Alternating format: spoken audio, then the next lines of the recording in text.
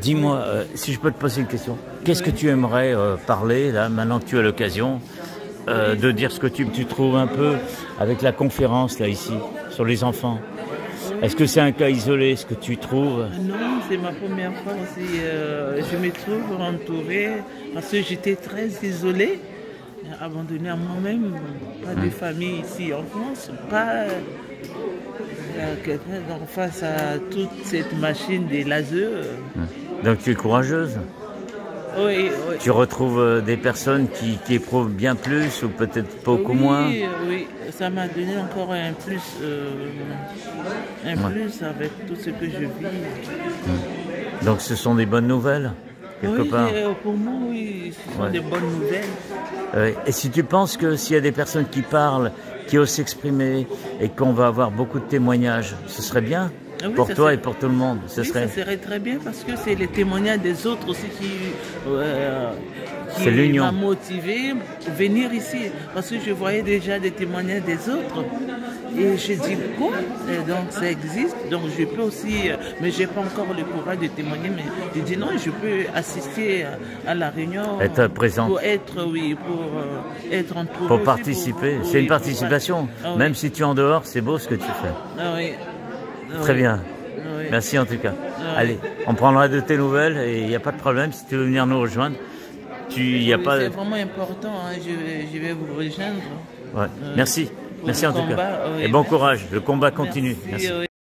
Bonjour Benoît, j'aimerais juste te poser une question, savoir un peu quelle est ta situation actuelle.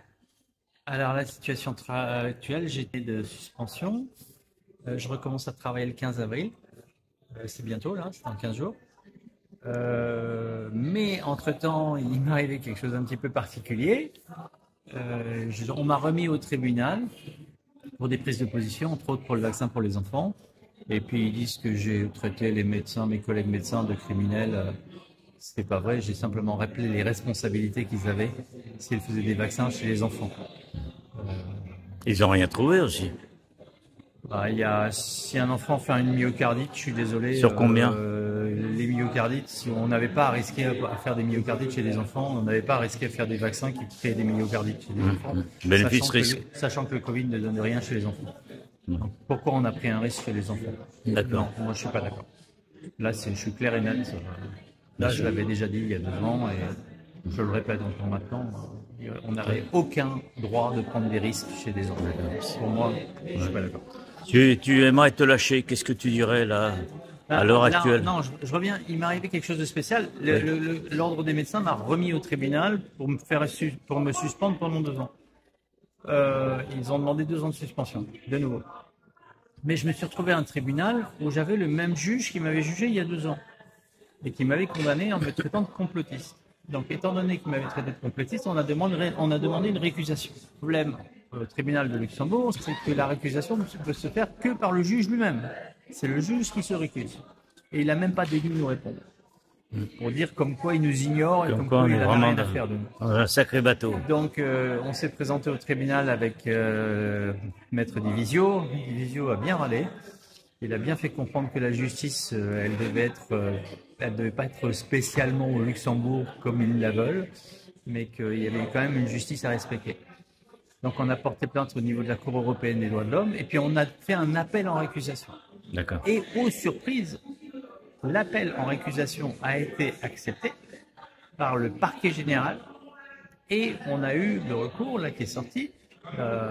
Donc le juge est récusé. Mais là, c'est exceptionnel parce que un juge qui a été récusé par d'autres juges, c'est pas mal. C'est beau. Une décision de justice.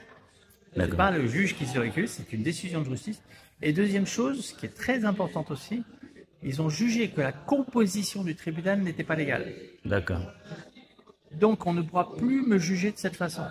Et on ne pourra plus me juger avec des experts médicaux qui ont été choisis par l'ordre des médecins.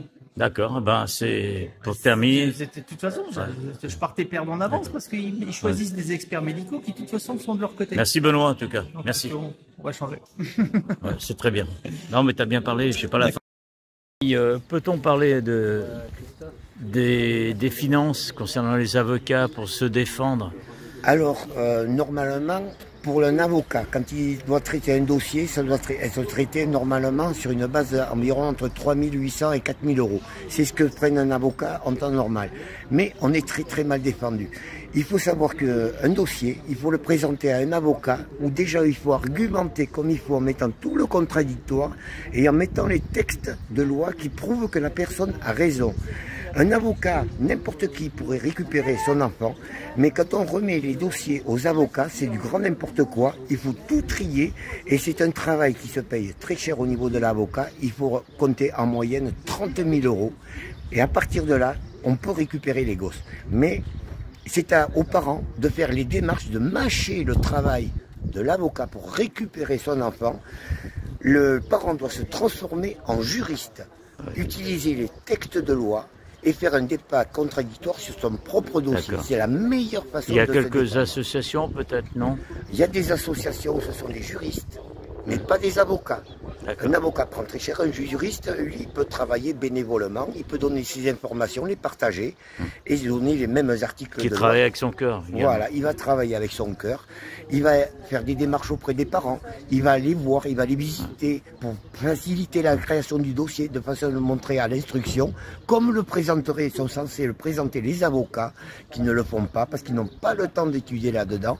Et on le voit, il y a beaucoup d'avocats, et maintenant ils se présentent même plus au niveau des tribunaux. Ils encaissent les sous des victimes, des gens, et ils ne se présentent pas aux audiences. Et ils ne sont pas attaqués pour autant. Merci en tout cas. On va essayer de privilégier les réseaux, les associations comme Caribouman, oui, comme Morpheus Etica, comme TVADP, dont je représente également. Merci bien en tout cas. Merci pour ces conseils.